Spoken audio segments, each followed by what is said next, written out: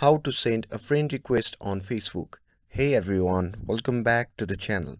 In today's video, I'm going to show you how you can easily send a friend request on Facebook. So without further ado, let's get started. So first thing first, open the Facebook app and make sure that you're logged into your account. Once you have opened the app, simply tap on the search icon shown in the top right side of the screen. And once you are in the search section, simply search for the person whom you want to add as a friend. And once you are in their profile, you can see the option label add friend button. So simply click on that. And after clicking on that, your friend request is now sent. Now you just have to wait for the user to accept it. And that's it. That's how you can send a friend request on Facebook.